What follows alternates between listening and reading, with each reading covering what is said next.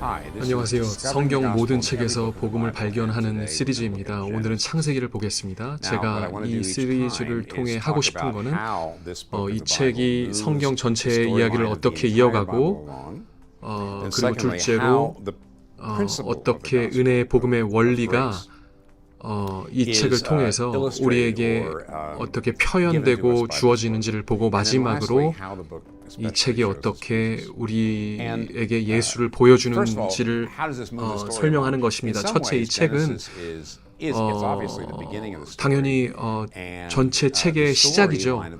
그리고 성경의 줄거리는 창조, 타락, 구속, 그리고 회복입니다. 그래서 아마 성경의 다른 어떤 책보다도 창세기가 이 줄거리를 더 많이 담고 있을 것입니다. 왜냐하면 창조에 대한 이야기가 1장과 2장에 있고 타락에 대해서 3장에 사람들이 하나님께 등을 돌리고 그 좋은 세상이 부패하고 사람들이 쫓겨나게 되고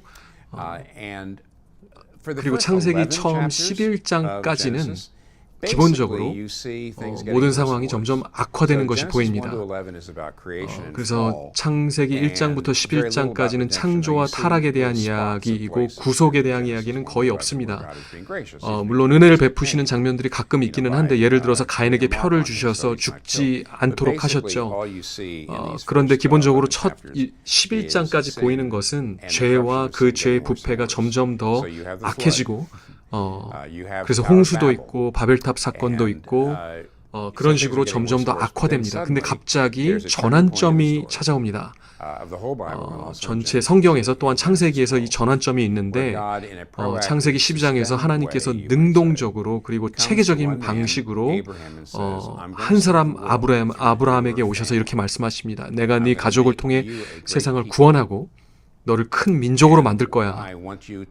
그렇기 때문에 너는 지금 살고 있는 이 안전한 곳을 떠나야 해. 네 고향을 떠나서 광야로 가서 거기서 너는 늘 떠돌 거고 나그네로 살 거고 안정된 집을 가지지 못할 거다. 그런데 내가 이걸 요구하는 이유는 네 가족을 나의 백성의 기초로 삼아서 그 가운데서 구세주가 오게 하기 위한 것이다 라고 하십니다. 이게 바로 엄청난 줄거리의 전환점이고 그래서 그 후로 창세기에서 아브라함과 그의 아들 이삭 그리고 또 손자 야곱을 통해서 이 모든 자들이 이 약속과 씨름하는 것을 보게 됩니다. 이것이 가르치는 것은 우리 같은 인간이 이 약속을 완전히 성취할 수 없다는 것을 보여주며 언젠가는 더 큰 아브라함, 더 큰 이삭, 더 큰 야곱이 필요하다는 것을 예시합니다. 그래서 이게 성경의 줄거리인데 또 한 가지 성경의 줄거리에 기여하는 방식 중에 하나는 요한계시록에 가면은 새 하늘과 새 땅이 나오고 거기에 생명나무가 또 등장합니다. 이게 보여주는 것은 이 새 땅과 새 하늘은 새롭게 된 에덴임을 보여줍니다. 그래서 에덴 동산이 이제는 더 크고 더 아름다운 동산 또는 도시로 발전하는 것이 바로 우주의 궁극적인 목표이고 그래서 창세기를 이해하지 못하면 하나님께서 이 세상을 어디로 끌고 가시는지를 알 수가 없습니다. 두 번째로 복음에 대한 원리입니다. 복음의 원리는 은혜로 구원받는 것이고 선행이 아닙니다. 이것을 이해를 돕는 두 가지가 있는데 첫째는 하나님의 구원은 버림받음을 통해 나타납니다. 예를 들어서 아브라함을 통해서 세상을 구원하시되 아브라함이 자기의 그 편안한 자리를 떠나고 나그네로 떠도는 것을 통해 이루어집니다. 그래서 구원은 고난의 과정을 통해서 이루어지고 또 예를 들어 야곱도 하나님의 도구로 쓰여지되 그는 도망가야 했었고 일종의 유배를 경험하고 가족을 떠나야 했었습니다. 그리고 마지막에 요셉을 통해서 역시 마찬가지로 요셉은 애굽으로 팔려가고 버려지고 모든 사람에게 버려짐을 당했지만 마지막에는 다시 일어나 자신의 가족을 구원합니다. 이렇게 버림받은 자들을 통해서 하나님은 구원을 이루십니다.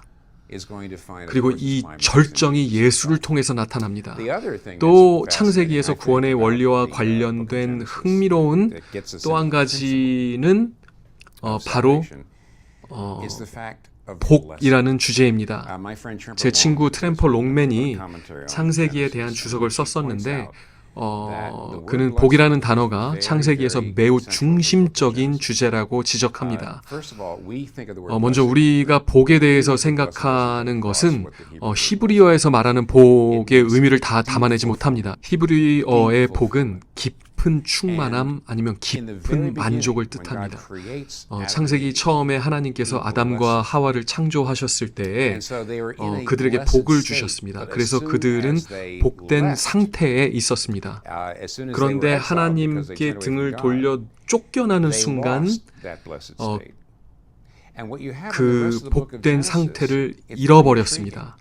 이후 창세기 전체에서 볼 수 있는 것은 흥미롭게도 사람들이 스스로 복을 얻으려고 애쓰는 모습입니다. 예를 들어 바벨탑 사건에서 우리가 우리의 이름을 알리자. 그러면 우리 정체성을 찾을 수 있을 거다라고 생각하는 것이고 야곱을 보면 아버지가 야곱보다 에서를 사랑하신다는 것을 알았기 때문에 절망했습니다.